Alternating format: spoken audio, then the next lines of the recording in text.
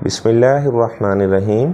एक भाई का सवाल है कि मैंने एक आदमी को 50 लाख रुपए कर्ज़ दिया है और उसके इवज़ में उसने अपना घर मेरे पास गिरवी रखा है, तो क्या उस घर में मैं रिहाइश रख सकता हूँ या रिहाइश नहीं रख सकता। बात यह है कि जो 50 लाख आपने उसे कर्ज़ दिया है तो कर्ज़ के इवज़ में आप फ़ायदा नहीं उठा सकते। कर्ज़ के इवज़ में फ़ायदा उठाना इसे सूद कहा जाता है। अब अगर आपने उस मकान में रिहाइश रखनी है तो उस इलाके में देखा जाएगा कि किराया क्या चल रहा है, उसी एतबार से आपके जो 50 लाख हैं उसमें से कटौती होती जाएगी।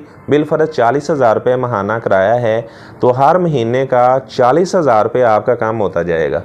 हमारे यहाँ लोग एक हीला करते हैं, वो इस तरह जनाब कर्ज़ दे देते हैं, मकान गिरवी ले लिया और उसके बाद 2,000 रुपये या 3,000 रुपये इतना वो किराया तय कर लेते हैं और वो किराया देते रहते हैं और कहते नहीं देखो हम तो इसका किराया दे रहे हैं। भाई ये कौन सी ऐसी जगह है जहाँ पे 2,000 या 3,000, फिर लाहौर के एक डिफेंस के एरिए के अंदर या बहरिया टाउन के अंदर या मॉडल टाउन के अंदर वो इतना किराया चल रहा है कि 3,000 रुपये या 4,000 रुपये।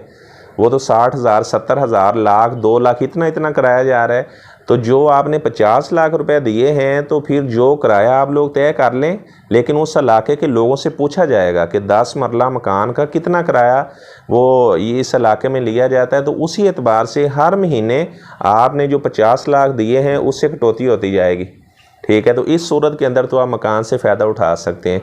एक बिल्कुल हराम सूरत ये है, किसी को कर्ज़ दिया, उससे मकान ले लिया, 2 साल का एग्रीमेंट कर लिया और उसके बाद वो मकान आगे किसी को किराए पर दे दिया और उससे 30,000, 40,000 रुपये। अब ज़ाहिर बात है कि आपने जो कर्ज़ उससे दिया हुआ है उसके इवज़ में आपने उसका घर आगे किसी को किराए पर दे दिया है और आप वो किराया वसूल कर रहे हैं और उस अपने कर्ज़ के इवज़ से आप फ़ायदा उठा रहे हैं, तो ये कतई तौर पर ये हराम मामला है।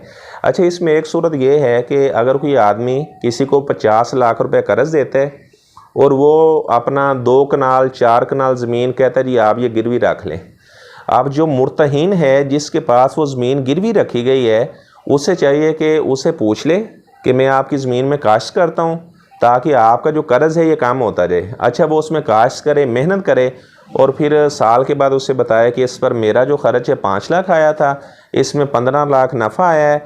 अब जो आपने यानी जो 50 लाख रुपए मैंने आपसे लेना है, 15 लाख उसे आपने अब कम देना है। अब आपने मुझे 35 लाख रुपए जो है ना, ठीक है ना, वो आपने मुझे देना है। तो अगर वो ऐसे कर ले तो यानी मुर्तहीन आदमी उसकी ज़मीन में काश्त करे उसकी इजाज़त से और उसके बाद जो पैसे इसने उससे 50 लाख रुपए या जितने भी पैसे लेने हैं उसे कहे कि इससे इतना नफ़ा हासिल हुआ है, वो पैसे उतने कम हो चुके हैं, अब लिहाजा आपने मुझे 50 लाख वापस नहीं करना, आपने मुझे 35 लाख वापस करना है। तो इस सूरत के अंदर तो फ़ायदा उठाया जा सकता है ताकि वो जो 50 लाख रुपए उससे कर्ज़ लेना है उसे कम से कम कर दिया जाए। अच्छा, इस तरह अगर कोई आदमी को जानवर वगैरह गिरवी रखता है तो ज़ाहिर बात है जानवर को चारा डालेगा तो उस चारा डालने की एवज़ में उसके दूध से वो मुस्तफ़ीद हो सकता है। लेकिन अगर कोई ऐसी चीज़ है जिस पर उस मुर्तहीन का कोई अपना ख़र्च भी नहीं आ रहा तो फिर उससे फ़ायदा उठाना ये दुरुस्त नहीं है। तो इसलिए कोशिश की जाए कि जो ज़ेवरात वगैरह हैं, क्योंकि मजबूरी बन जाती है ना, बाज़ औक़ात इंसान को पैसों की ज़रूरत होती है, पैसे नहीं है तो अपना ज़ेवरात गिरवी रख दे ताकि उसके ऊपर किसी का ख़र्च ही ना आए।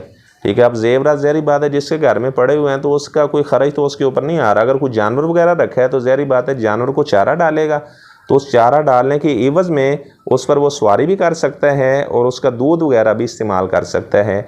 अल्लाह तबारक व तआला से मैं दुआ करता हूँ, अल्लाह तबारक व तआला जितने भी हलाल और हराम के मसाइल हैं अल्लाह तबारक व तआला हमें जानने की तौफ़ीक अता फ़रमाए। बहुत कम ऐसे लोग हैं जो आज के दौर में हलाल और हराम का फ़र्क करते हैं। अदरवाइज़ वो कहते हैं बस माल बढ़ना चाहिए, जिस भी तरीके से बढ़ रहा है, तो कोई ऐसी बात नहीं है। शरीयत को उन्होंने पसे पुश डाल दिया है और जो माल है उसको उन्होंने मुकद्दम कर दिया है। तो अल्लाह ताला हमेशा हमें जो शरीयत है उसको अल्लाह ताला मुकद्दम करने की तौफ़ीक अता